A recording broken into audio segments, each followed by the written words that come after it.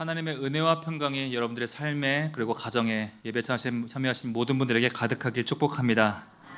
종려유주를 맞이해서 우리 옆에 계신 분들과 함께 인사 나누도록 하겠습니다. 왕이신 예수님을 찬양합시다.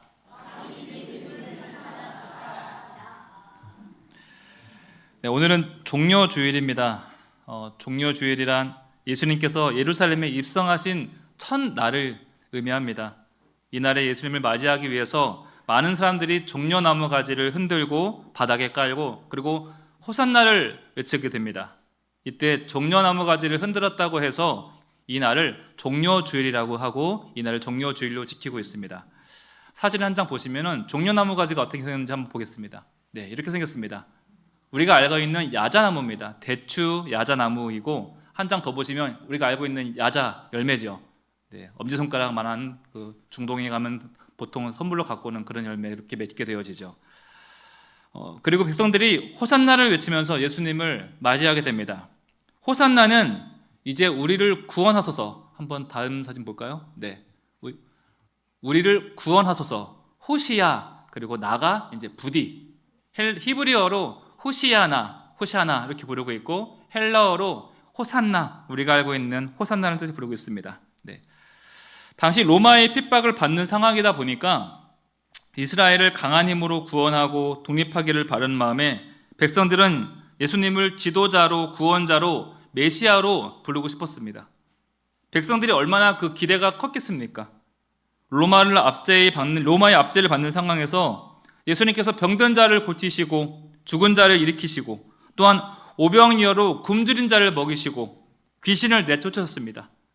또한 권위 있는 교훈으로 백성들을 가르치십니다. 이 정도면 3년 동안 메시아로서의 검증이 충분히 마쳐진 상황이죠. 거기다가 구약의 예언대로 다윗의 후손으로 나섰습니다. 뿐만 아니라 당시에 가장 영향력 있던 세례 요한마저도 이분은 내가 신발끈 풀기도 감당치 못할 뿐이다 라고 하면서 예수님에 대한 메시아, 구원자, 해방자로서의 모든 면모를 다 갖추신 상태였습니다. 그래서 사람들은 호산나 외치는 것이죠. 이제 오셔서 나라를 구하시기만 하면 됩니다. 이번에는 나라를 구하실 차례입니다. 그런데 백성들이 한 가지 몰랐던 사실이 있습니다. 설마 나귀를 타고 오실 줄은 몰랐다는 거예요. 그것도 큰 나귀가 아니라 새끼 나귀입니다.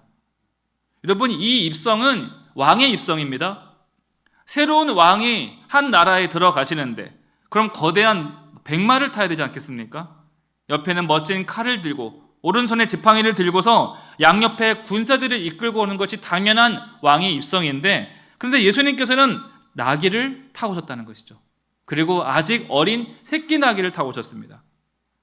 만약 그 당시 여러분들이 그 자리에 계셨더라면 그 모습 보면서 이런저런 생각이나 이런저런 말들을 하지 않으셨겠어요? 저분 맞아? 이거 왕의 입성 맞는 거야? 저분이 정말로 로마를 이길 수 있는 것인가? 여러분 수근거리지 않았겠습니까? 원래 나귀는 사람을 태우지 않습니다. 나귀는 작은 짐을 싣는 용도에 쓰이지 사람이 탈 만한 동물이 되지 못합니다. 물론 사람이 탈 수 있지만 우스꽝스러워 보이기 때문에 굳이 사람은 타지 않고 사람이 앞으로 끌고 가면서 그 뒤에 짐을 실는 용도로만 쓰일 뿐입니다. 여러분 동물원에서 나귀를 보신 분이 있다면 무슨 말인지 바로 이해가 되실 것입니다. 제가 사진을 몇 장 준비했는데요. 네, 뒤에 있는 큰 게 우리가 알고 있는 말입니다. 그리고 앞에 있는 게 어른 낙입니다. 이렇게 크게 차이가 나죠. 그리고 다음 사진 볼까요? 네, 이것이 왼쪽에 있는 것이 이제 어미 나귀, 그리고 옆에 있는 게 새끼 나귀. 물론 예수님께서 저 작은 새끼 나귀를 타지 않으셨을 거예요. 이제 저보다 좀 더 컸겠지만 분명히 큰 나귀는 아니었다는 것이죠. 그리고 이번엔 사람이 탄 나귀 모습을 보겠습니다. 네, 이렇습니다. 네, 이렇게 작은 나귀의 모습들, 타는 것 자체가 우스꽝스러운 모습이라는 것이죠. 예수님께서 이것보다 더 작은 새끼 나귀를 타시고 왕의 입성을 하셨다는 거예요. 그런데 이 모습이 모든 사람들이 보기에 우러러 보이는 예수님의 멋진 모습이 아니라 오히려 이게 나귀의 등에 실린 짐처럼 여겨지는 그런 모습이 아니었냐는 것이죠. 예수님은 분명 크신 분인데 나귀 새끼를 타고 오시는 그 모습이 너무나 그 간격이 크지 않습니까? 우리가 이 고난주간인데 이것이 우리가 묵상해보는 중요한 기도 제목이 되었으면 좋겠습니다. 왜 우리 예수님께서는 말도 아니고 마차도 아니고 작은 나귀의 등에 올라타셨을까? 온 세상의 주인 되시고 온 세상의 왕 되신 예수님께서 왜 어린 나귀처럼 초라하고 하찮아 보이는 모습으로, 여러분, 근데 그 간격이 바로 우리가 은혜 입은 크기라는 거예요. 온 세상의 주인 되신 그 크기, 예수님의 크기와 하찮은 그 나귀의 모습, 그만큼의 간격이 우리가 은혜를 입은 크기라는 것이죠. 하나님께서 그 간격만큼, 그 크기만큼 우리를 사랑하신다는 겁니다. 그런데 우리는 주님이 얼마나 크신 분인지를 잘 이해하지 못할 때가 많습니다. 예수님이라는 분이 우리의 죄를 용서해 주셨대. 우리는 그분이 하나님의 아들이시래. 우리를 위해 고난당하시고 십자가에 달리셨대. 우리가 교회 다니면서 주기도문 술술 암송하듯이 쉽게 알게 되어지는 신앙 상식 정도로만 알아갈 때가 너무나 많이 있습니다. 물론 나름 감사하며 살아가고 있지만 예수님에 대한 그 지식은 겨우 상식이 아니라는 것이죠. 여러분, 예수님에 대한 지식은 능력이고 권능입니다. 로마서 1장 16절 말씀 보면요, 사진 함께 보겠습니다. 함께 읽어볼까요? 내가 복음을 부끄러워하지 아니하노니 이 복음은 모든 믿는 자에게 구원을 주시는 하나님의 능력이 됩니다. 이 복음은 모든 믿는 자에게 구원을 주시는 하나님의 능력, 하나님의 권능이라는 거예요. 여러분, 이 지식이 우리를 구원에 이르게 하고요, 이 믿음이 내가 하나님의 자녀이다, 나는 자녀의 권세를 입은 사람이다, 하늘의 상급을 약속받은 사람이고 내가 하나님의 보호하심과 천국 시민권을 가진 사람이라는 능력이 되어진다는 거예요. 그러나 우리는 신앙생활을 하면서 주님이 얼마나 크신 분인지, 주님의 영광이 얼마나 높고 깊고 넓은지 굳이 알려고 하지 않습니다. 우리가 마가복음 읽는 목적이 뭐였습니까? 예수님이 누구신지, 예수님이 어떤 분이신가, 우리의 신앙이 바로 거기까지 나아가야 된다는 것이죠. 저는 이번 이 고난주간에 우리의 기도 제목이 하나님이 얼마나 크신 분인지를 알게 되어지고 그 크신 하나님께서 우리를 위해 얼마나 사랑하셨기에 독생자를 보내셨는지 그 넓고 깊고 큰 은혜를 알게 되어지길 축복합니다. 그래서 여러분, 이번 주 한 주에 기도하실 때 다른 기도보다 하나님, 내가 지금 주님을 알고 있는 것보다 하나님이 얼마나 위대하신지를 더 알게 하소서. 내가 지금 주님을 아는 것보다 예수님이 얼마나 위대하신 분이신지를 내가 더욱더 깨닫게 하소서. 이것이 우리의 기도 제목이 되었으면 좋겠습니다. 왜냐하면 이것을 우리가 알아야 우리가 받은 은혜가 얼마나 크고 위대한지를 알게 되어지는 것이죠. 이것을 우리가 깨달아야 내가 예수님께 얼마나 큰 사랑을 입게 되어진지를 알게 된다는 것이죠. 우리가 여러분 가치를 모르면요, 다이아몬드로 아프리카 어린아이들이 공깃돌 놀이 하는 것이죠. 중요한 것인 줄 모르고 함부로 여긴다는 것이죠. 우리가 이 가치를 모르면 뒷마당에 황금이 묻혀져 있는지도 모르고 거기다가 배추도 심고 감자도 심고 이럴 수 있다는 거예요. 이 종려 주일에 어리고 초라한 나귀 새끼를 보면서 여러분, 연약한 나를 보는 겁니다. 왜 저렇게 볼품없는 나귀를 타고 오셨나 이렇게 할 것이 아니라 저렇게 볼품없는 나를 위해서 기꺼이 낮아지신 예수님을 바라보는 겁니다. 그 위에 올라타시고 나귀를 이끌어 가시는 예수님이 얼마나 위대하신 분인지를 바라보는 이 고난주간이 되시길 축복합니다. 나의 연약함을 끌고 가시는 예수님의 완전함, 나의 부정함을 끌고 가시는 예수님의 거룩함, 나의 불순종을 끌고 가시는 예수님의 순종하심. 사랑하는 성도 여러분, 이것이 눈에 보여지길 축복합니다. 우리가 이걸 모르니까 호산나를 외쳤던 백성들은 다 예수님을 죽여라, 예수님을 십자가에 못 박아라 외쳤던 것이고, 이것을 알지 못하니까 제자들도 예수님을 배신하고 도망가게 되었다는 것이죠. 만약 여러분들에게 3년 후에 이 마을이 도시개발된다는 정보 소식이 있다면, 여러분, 그로 인해 땅이 천정부지로 오르게 된다는 것을 여러분이 알고 있다면 이것을 떠나겠습니까? 다른 곳으로 쉽게 이사갈 수 있겠어요? 오히려 남들 모를 때 미리 더 땅을 사지 않겠습니까? 무슨 말이에요? 알면 떠나지 않는다는 것이죠. 우리가 예수님이 얼마나 크신 분인지를 알고 얼마나 위대하신 분인지를 알게 된다면 결코 그분을 모른 채 하거나 떠나거나 외면하지 않는다는 것입니다. 가치를 아는 사람은 결코 떠나지 않습니다. 우리가 예수님을 믿고 나서 얼마나 많은 배신을 하며 살아갑니까? 의도를 했든 의도를 하지 않았든 예수님께 등 돌리며 살아가고 예수님이 원치 않는 결정을 하고 수시로 죄를 선택하며 살아갑니다.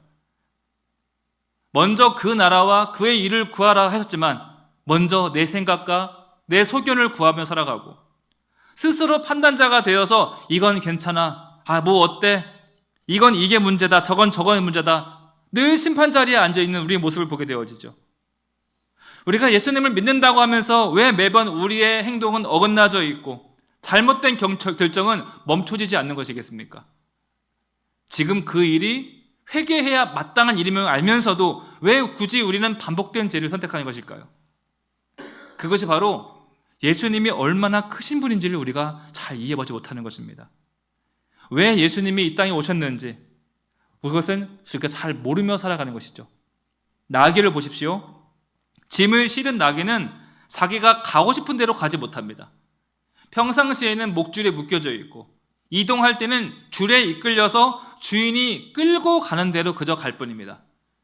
요한복음 1장 29절 말씀인데요. 보라, 세상 죄를 지고 가는 하나님의 어린 양이로다. 여러분, 어린 양을 생각해 보세요. 어린 양은 자신이 희생 제물이 되는 줄 알지 못해요. 내가 어디로 끌려가는지 지금 도살장으로 끌려가는 것조차도 알지 못한 채 그저 끌려갑니다. 예수님께서 그렇게 힘없이 끌려가셨다는 거예요. 사실 예수님은 얼마든지 그 나귀에서 내릴 수 있었습니다. 하늘의 천사 12군단을 불러내서 이 땅을 단번에 정복시킬 수 있었습니다. 그러나 어린 나귀처럼 또한 어린 양처럼 기꺼이 끌려가십니다. 마치 전혀 힘이 없는 모습으로 끌려갔습니다. 왜 그렇습니까? 하나님 아버지의 손에 이끌리기로 자신이 결정하셨다는 거예요. 예수님은 아신다는 거예요. 하나님이 얼마나 크신 분인지, 하나님이 얼마나 위대하시고 전능하시고 거룩한 분이신지를 알기 때문에 온전히 자신의 삶을 하나님 손에 맡겼다는 것이죠. 여러분, 이 고난주간에 또 하나의 기도 제목을 나누고자 한다면 주님, 내 삶을 주님께 맡기게 하소서. 이 기도가 여러분 입술 가운데 있기 원합니다. 주님이 그 큰 손으로 내 삶을 이끌어 주세요. 예수님처럼 하나님 아버지의 손에 나의 삶이 붙들려지게 하옵소서. 이것이 여러분들의 기도가 되길 축복합니다. 4세기 교부인 요한 크리스톰이 마태복음을 강의하면서 이런 말을 합니다. 우리는 늑대 1000마리에 에워싸여져 있다. 여러분, 믿음의 사람 한 사람에게는요, 늑대 1000마리가 둘러싸여 있는 것과 마찬가지라는 거예요. 그것이 우리가 살아가는 믿음의 현실입니다. 두 번째 문장, 그러나 우리는 늑대 1000마리에 승리한다. 여러분, 양이 어떻게 늑대에게 승리할 수 있습니까? 양은 못 이깁니다. 그런데 그 이유가 있죠. 마지막 세 번째 문장 함께 읽어볼까요? 우리를 기르시는 목자는 어린 양을 기르시는 목자이기 때문이다. 여러분, 양이 승리할 수 있는 이유는 양을 지키고 있는 선한 목자가 있기 때문에 가능하다는 거예요. 양은 강할 필요가 없습니다. 양은 힘을 기르고 용감해질 필요도 없습니다. 양이 해야 될 것은 내 목자가 누구인지 알고 그 목자의 소리만 따라가면 되는 거예요. 그러면 늑대가 1000마리가 다가와도 무조건 승리한다는 것이죠. 여러분, 이것이 바로 복음입니다. 목자의 승리가 곧 양들의 승리이다. 여러분, 이것이 복음인 거예요. 예수님이 어린 양처럼 끌려가신 이유는 예수님이 힘이 없어서가 아니라 예수님께서 하나님의 손에 붙들리기로 작정하셨기 때문에, 이미 하나님이 승리하실 것이 분명하기 때문에 힘없이 끌려가신 거예요. 결국은 하나님께서 죽음에서 건져내실 것을 분명히 믿고 알기 때문에 하나님의 승리가 곧 나의 승리이기 때문에 예수님은 맡기셨다는 것이죠. 그리고 여러분, 예수님의 승리가 예수님을 믿고 따르는 곧 우리의 승리가 됩니다. 이것이 바로 복음입니다. 이것을 믿으시길 바랍니다. 사랑하는 성도 여러분, 종려주일은 하나님의 가장 높음과 땅의 가장 낮음이라는 그 간격만큼 우리를 사랑하신 하나님을 찬양하는 날입니다. 그 은혜의 크기, 그 은혜의 풍성함을, 그리고 그 은혜에 대한 놀라움을 가지고 우리 왕 되신 예수님을 찬양하시길 바랍니다.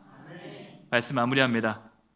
사랑하는 성도 여러분, 우리 하나님이 얼마나 높으신 분인지, 그리고 우리가 믿는 예수님이 얼마나 위대하신 분인지 깊이 묵상하는 고난주간 되시길 축복합니다. 또한 우리에게 늑대 1000마리가 다가와 진칠다 할지라도 우리는 높으신 하나님의 손에 붙들려서 이미 승리하였습니다. 여러분, 이미 승리하였습니다. 이 사실을 다시 한번 기억하며 복된 고난주간 보내시길 주님의 이름으로 축복합니다. 네, 이 시간 함께 말씀 기억하면서 기도하도록 하겠습니다. 오늘 말씀에 드린 기도 제목처럼 우리가 예수님을 더 많이 알게 하소서. 주님을 아는 지식이 능력이 되고 권능이 되게 하시고 선한 목자 되신 하나님 손에 붙들리며 승리의 삶을 살게 해달라고 함께 합심해서 기도하도록 하겠습니다.